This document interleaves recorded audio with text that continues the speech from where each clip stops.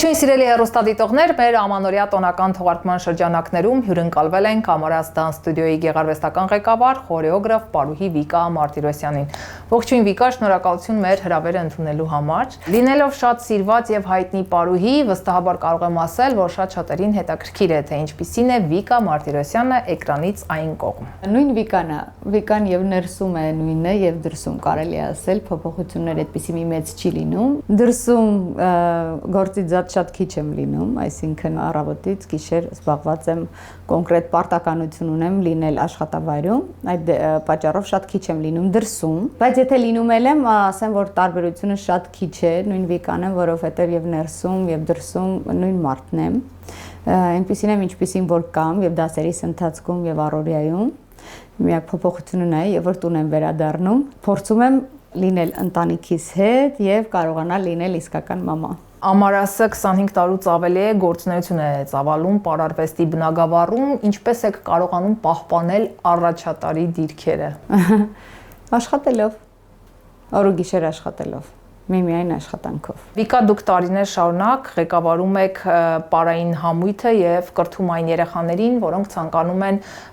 պարող դառնալ։ Ինձ հետաքրքիր է, որ տարիքից է անհրաժեշտ սկսել զբաղվել պարարվեստով, որպեսզի դառնաս պրոֆեսիոնալ պարող։ Եթե պրոֆեսիոնալ ուղղությունը պետք է ընտրես,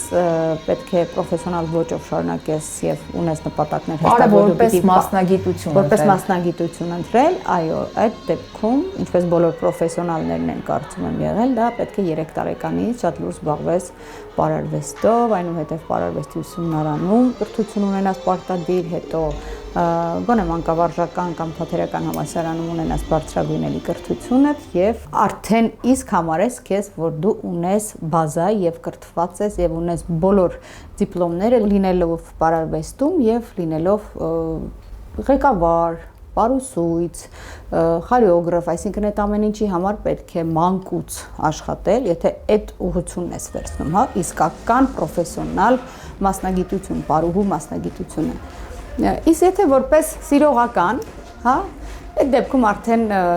երբ կցանկանաս կարող ես հաճախել պարի քո հաճույքի համար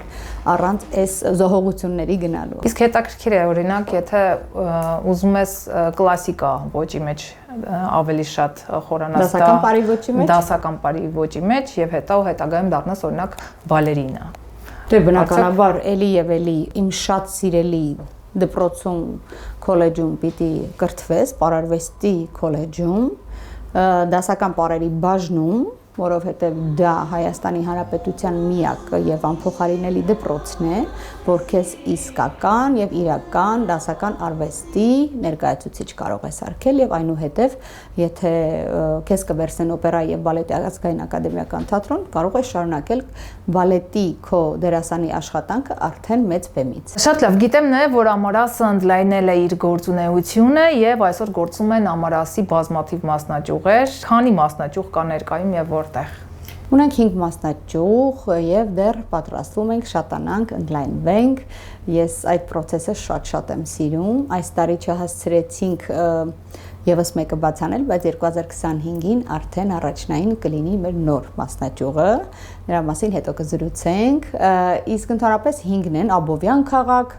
Մալաթիա, քաղաք Էջմիածին, Մասիվ եւ Մաշտոց։ Այսինքն բոլոր ցանկացողները տարածքային առումով շատ հարմարավետ է, քանի որ պահանջարկը մեծ է եւ շատ նամակներ ենք ստանում, մարզերից շատ են գրում, ուղղակի Բախտս բերել է, որ իմ թիմը շատ մեծ է եւ այսքան տարի աշխատելով կարողացել եմ կրթել իմ սաներին այնպես, որոնք դառնան արդեն նաեւ ինձ օգնական պարուսույցներ եւ նաեւ շատ ուրախ եմ, որ կարողանում եմ իրենց նույնպես տալ մասնագիտական իրենց աշխատանքը,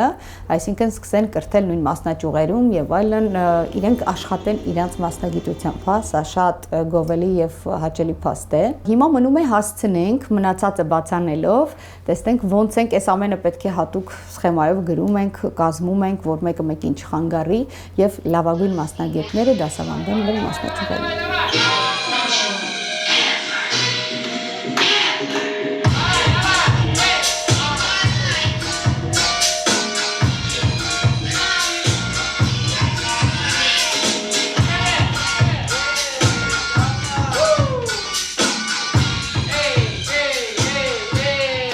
Վիկա, ինչ նոր նախագծեր կան առաջիկայում, որ կցանկանայիք ներկայացնել։ Նախ առաջինը ամենակարևոր պրոյեկտի վրա ենք աշխատում, ինչպես միշտ տարեվերջյան մեր գլխավոր քննական համերգն է, իսկ դա ինձ համար միշտ առաջնայինն է։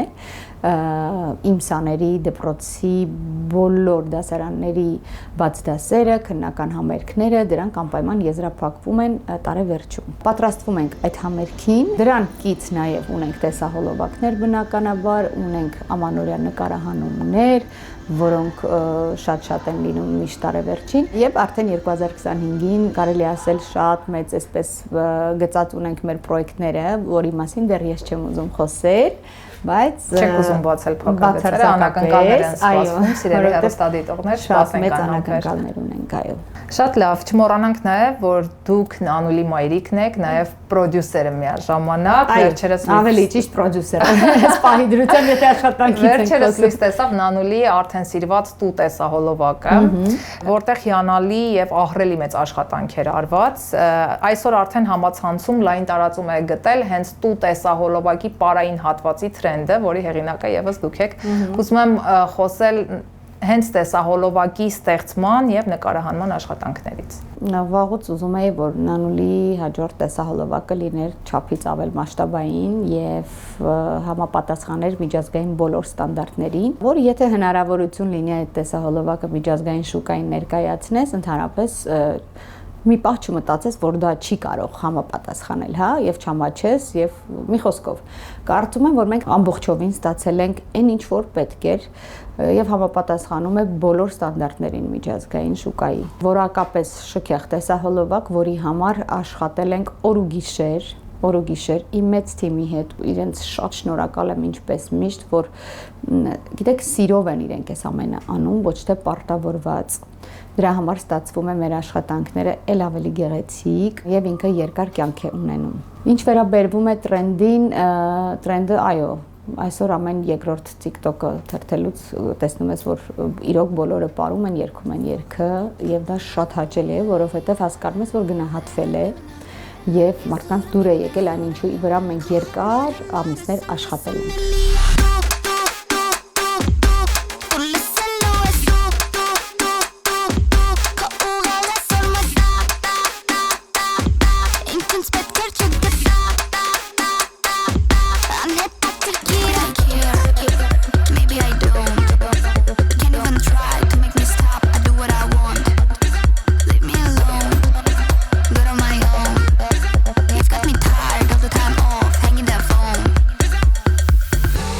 Իսկ ինչ կարևոր նախագծեր, աշխատանքներ եւ պարզապես առօրյա կյանքում ձեռքբերումներ ես ունեցել անցնող 24 թվականին եւ ինչ ես նախատեսում անել հաջորդ 25 թվականին արդեն։ Ինձ համար ես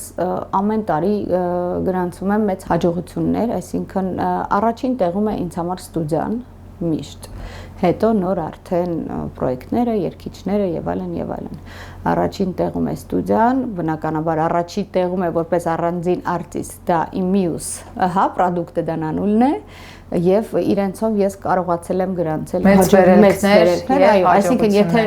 եթե գնալով շատանում ես, ուժեղանում ես, եթե թիմը չի պակասում, երբ որ ընդլայնվում է, դա արդեն ամենամեծ հաջողությունն է, իսկ ինչ վերաբերվում է պրոյեկտներին եւ այլն, շատ պրոյեկտներ եմ այս տարի 24 թվականին ներկայացրել Ամարասի հետ միասին, հեռուստատեսային եւ այլն, որոնց մասին կարծում եմ ավելորդ է խոսել, որովհետեւ բոլորը տեսնում են, դիտում են, ել եմ ասում, կարևորը Ամարաս թիմն է, որ այսքան տարի, 28 տարի է արդեն, ինքը մնա պինդ իր տեղում կանգնած եւ միայն առաջ գնա, իսկ դա կարծես թե մեզ մոտ ստացվում է։ Եվ ասեմ ավելին, որ քո սաները քեզ շատ են սիրում եւ գնահատում, փորձում են կրկնօրինակել քեզ, ինչու ոչ նաեւ նմանակել, արդյոք դա պարտավորեցնող չի քեզ, որ միշտ որպես լավը եւ դրական է ներկայացնել։ Ամեն ինչն է պարտավորեցնող, արդեն այս երկար տարիների փորձ ունենալը, երկար տարիներ շուկայում լինելը, այսքան մեծ բանակ ունենալը եւ այդ բանակի ղեկավարը լինելը պարտավորեցնում է, որ ամեն օր ես փորձեմ ինքս ինձ կատարելագործել, որպեսզի ես իրենց սպասումները արդարացնեմ եւ կարողանամ այնպես անել, որ իրենք ինձ միշտ վստահեն եւ այդ սերը երբեք չպակասի։ Շնորհակալություն Վիկա մեր տոնական եթերը գեղեցկացնելու համար, իսկ սիրելի հեռուստադիտողներ, մենք կհանդիպենք արդեն տաղավարում։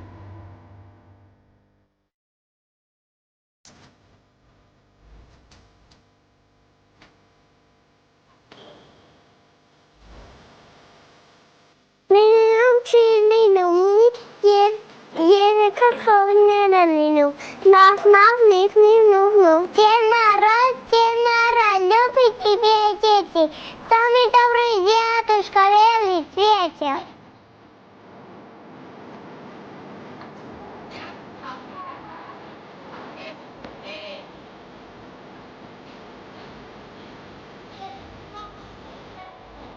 Փոքրիկ մոխրոցիկը նստել է իր սենյակում, լաց է լինում, Зайчики мы храбрым, любим играть, а скучно не было, хотим и поплясать.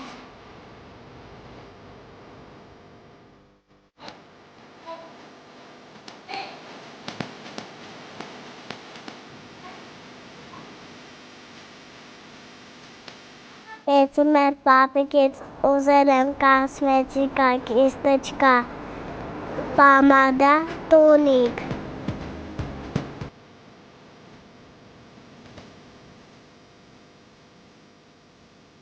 Սիրելի հեռուստադիտողներ, սրտանց շնորհավորում եմ Գալիք 2025 թվականը։ Ուզում եմ, որ մեր երկրում լինի միայն խաղաղություն եւ մեր բալիկները մեծանան խաղաղ երկնքի տակ։ Շնորհավոր ամանոր եւ սուրբ ծնունդ։